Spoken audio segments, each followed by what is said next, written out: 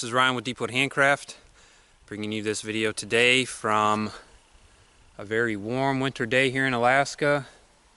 You can feel change in the air. Spring is on its way. But for some reason that has meant just loads and loads of snow. We probably have about 5 feet on the ground right now. And when you're trying to walk through the woods, if there is not a path, that puts it just below my waist. Which is alright, because mostly I don't have a reason to tromp through the snow in the woods. But sometimes I do, and it's a good exercise, so I guess I can't complain. The scenery around here is just beautiful all the time, and I don't spend enough time outside, so I'm out here now, and it's kind of hard not to look at it, at least for me. Every now and again the snow will be falling off of certain branches, and birds are chirping their ways around. There's some chaga on that tree. Right there. There's loads of chaga in this forest, as well as polypore. It's my old man's beard. There it is. Loads of old man's beard, which is excellent fire starter. Unless it's soaking wet. But anyway, this video today is just about this shoulder bag, which I've just finished up, and I will show in detail momentarily. I'm kind of having trouble loading videos these days. We run out of data kind of quick, even though we have the max package out here, because, and I could be completely wrong about this because I'm not really on the up and up about such things, but being that we have such a weak signal out here, I think that we end up burning data instead of, or I think we end up burning more data trying to upload or download certain things rather than if I was in town and had full signal, because we just really have a hotspot, which is kind of like a cell phone, basically, a little hotspot that we can Wi-Fi off of with our laptops or our cell phones. And it's terrible, and it doesn't really work. So, anyway.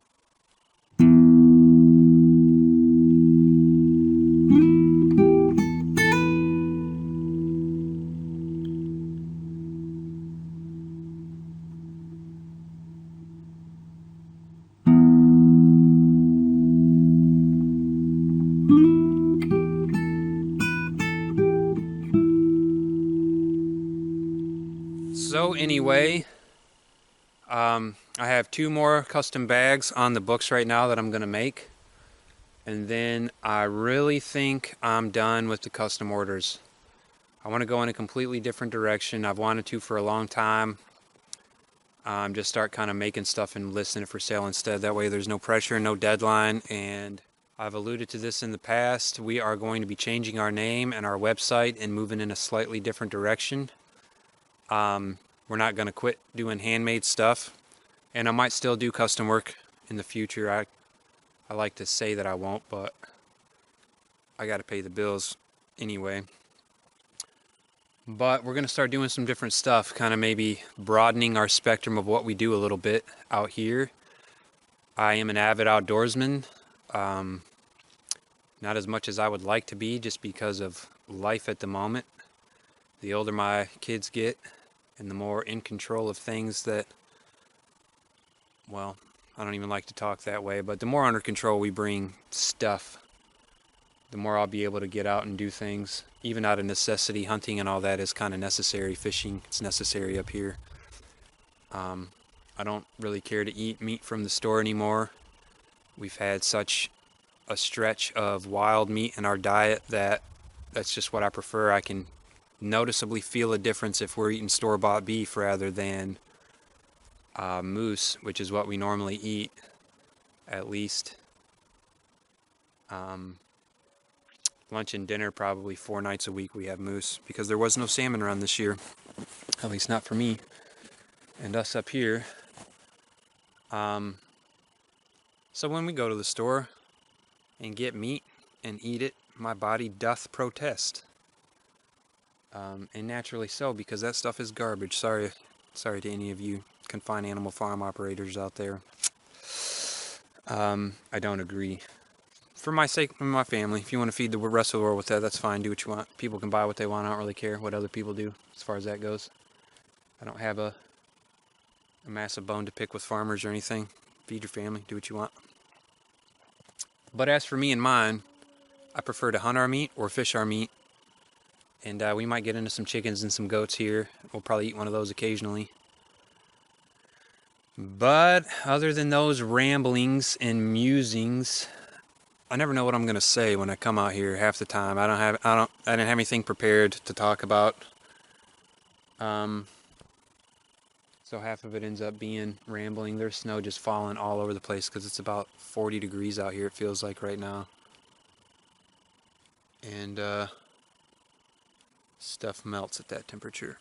If you don't know that, you should go study some science. But anyway, you see that leaner behind me? That is a dead spruce. And that thing needs to get cut down, not for safety's sake, but because it makes super excellent good firewood for cooking. It's real low on the list of BTUs per cordwood measurement. But for weight, I would beg to differ. I can haul pretty much a whole dead standing spruce in my sled on my snow machine, just stacked as high as it'll carry, with no problem whatsoever. But I can only put about 9 cut logs of a medium-sized birch in my snow machine before it is spin into the ground trying to pull that. But anyway, we're not here to talk about snow or weather or firewood. We are here to talk about this bag that I just got done with. So anyway, kind of appears as though it's snowing, but it's not. It's just blowing off the trees. But there is snow coming. You can see it and smell it in the clouds. That'd be alright if it all melted away at this point, turned into spring. But I'll take it anyway. It's easy traveling. Here is the focus of our video today. This is I'm not even going to name this bag. Or maybe I will. I'm going to call this the Appalachian, because it's going to a man in the Appalachians.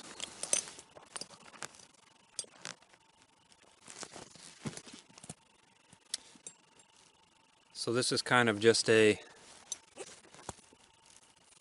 bow hunter with straps, I would say. A bow hunter with strapping, axe loop on the back. I've taken the midsection out of this axe loop and put laces on it so that you can either have it tight to the bag, or you can loosen up the laces and put a small axe in there, or you can loosen them up a lot and put a large axe in there, or you could carry an umbrella in there. You could probably fit a gun in a holster in there. You could put a knife in a sheath in that, and it would be secure. It's kind of just a hold-all. That's what I'm going to call it. It's a hold-all. See there? Creativity happening right before your eyes. I went with different colored pockets on this one because I wanted to, and I think it turned out spectacular. I am super happy with this bag. There are, of course, things that I would probably do a little differently if I could go over again, but that's everything I ever make, forever and always. I don't expect that to change. So, the idea behind this bag, I hadn't considered that I would have to do this for the sake of the video, but I will. The idea behind this bag is that these straps can be here to hold a bedroll or stuff, a tent, a tarp, whatever stuff you might have if you're going on a jaunt into the Appalachian Mountains, which I used to stomp around in. My people are from the Appalachian Mountains on my mom's side. Genuine mountain folk, moonshining and everything.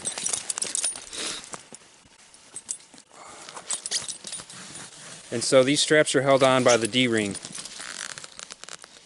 The D-ring's in the back, at the bottom, and at the top. The straps just pass through there, and that's what holds the straps on the bag. There are no strap keepers for the bag itself, and the reason for that is that this bag is also made to carry with no straps, and that's why the antler toggle is there. You can see that without the straps on the bag, the lid's still going to stay closed, and you don't lose anything as far as aesthetic. It doesn't look like it has to have straps on it. The D-rings at the bottom could serve a function if you wanted. And even while the strapping is on the bag holding your bedroll on or whatever, you could tie whatever it is to these D-rings so that if you have to open the straps up and get into the lid, whatever the straps are holding onto the bag don't fall completely off. Of course, you don't necessarily want to carry it that way, but that would be a way to secure it so that it wouldn't come off if you had to open up the straps and get into the bag. And then when you close it back up again, the straps would be carrying the weight once more. But otherwise, that can be carried with no strapping. And then you could use the straps for something else if you needed to. Now, another hidden feature of this bag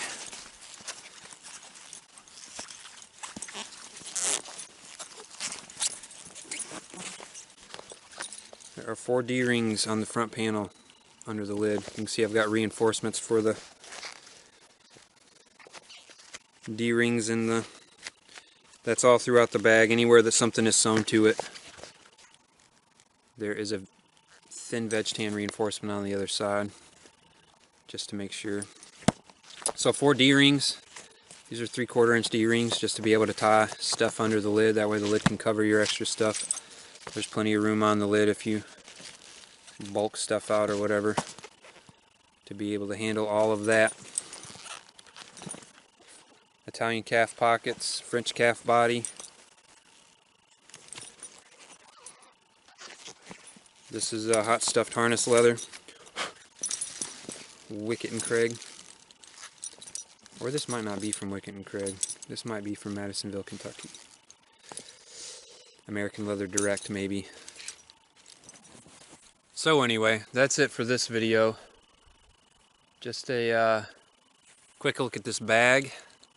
One of the last custom bags I hope to do for a long time.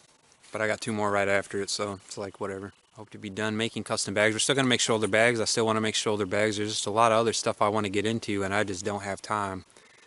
And I progress a little bit each time that I make some of these bags, but I'd like to start taking some larger leaps and bounds and really getting into some stuff. So stay tuned for that. Hopefully it'll happen that way. So there are some massive changes coming. I've mentioned the name change. There's a new website coming, which will have a different web address and will contain much more than just leathercraft. Also, we're going with new suppliers. I've mentioned in my few past videos about did you catch that? I don't know what I'm talking about. I have mentioned about our break in a relationship from Tandy Leather Factory. They don't know that unless they've watched this video, but that's happened. So we're going with new suppliers now, and all of our soft body leathers, if they are not French or Italian calf or French bull from Remy Carriott Tannery, which we're still going to work with those leathers. I love that stuff. But if it's not that, it will be Native American bison hides, which is 40% stronger than cowhide. Pound for pound, I did not know that. But now I do, and now so do you if you're watching. And we're going to source that stuff from the Buffalo Leather Store. We've worked with those hides before, and they are top shelf. I'm going to continue to work with those. And then all of our veg tan stuff is going to come from Wicket and Craig. That's just how it's going to be. It's going to be a little bit of logistics working it out for getting shipping stuff on time and all that, but I've had stuff shipped up from both of those places before, and it's far worth it. Those materials are the top shelf quality. So along with those things, our prices are going to go up a little bit. We're going to try to keep it down as much as possible, but it just is what it is. It just is what it is. I can only make stuff for so much money, and I have to make so much money to make a thing in order to make a living at it. And so that's what it's going to be. So also, before I forget, I wanted to show a quick thing. I've recently acquired a new knife from my neighbor, who is back. Look at this beauty. Hand forged. The fit and finish on this is not perfect, but I really, really like it. 5160 spring steel. Hand forged by a at least third, I'm thinking maybe fourth generation knife maker. I'm not going to tell you who or what. I want to know, those of you that are still watching, what your impressions of this knife are. I've not put it through any paces at all. There's no testing done to this yet. I will be doing that over the course of the next several weeks to see how it holds up, especially in winter with frozen wood. That's a good time to test it. For the steel, these are hollow ground. The bevels are not perfect, but I like it a lot. That's ironwood scales there. And I just really like this thing a lot. It feels so good in the hand. The weight and the balance is just perfect. It just feels like a part of my hand. It really does. I really like this thing a lot. The shape of the blade too, for some reason, just really gets me. That's going to make an excellent moose skinning knife. And also, it would do good at butchering, I think. Or at least taking the thing apart to get it back to the cabin. This is an excellent looking knife. We'll see how it performs, and I will let you know. You're going to be seeing this more often, I'm sure that.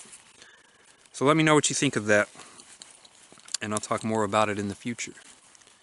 Because plans and things, who knows? Who knows what's going to happen? I can't tell the future. Can you? That's weird. If you can, it's really weird. But anyway, that's it for me. I'm going to take the family out in celebration of completing this bag. Some people might not know, but this is a whole bunch of work, man. A whole bunch of it. And some parts and pieces of this bag get made a couple of times, because if I make them and they just don't quite do it for me, I'll redo it. And this is going to be done right. It takes a lot longer sometimes than I anticipate because of that sort of thing. But anyway, that's it for me. I'm going to take the kids and the wife out for some Mountain High pizza pie, which is excellent and not really expensive. Two combinations that don't often find themselves together at an eatery in Alaska. I'll just tell you that. It's a thing. But that's it for me. Have a good day.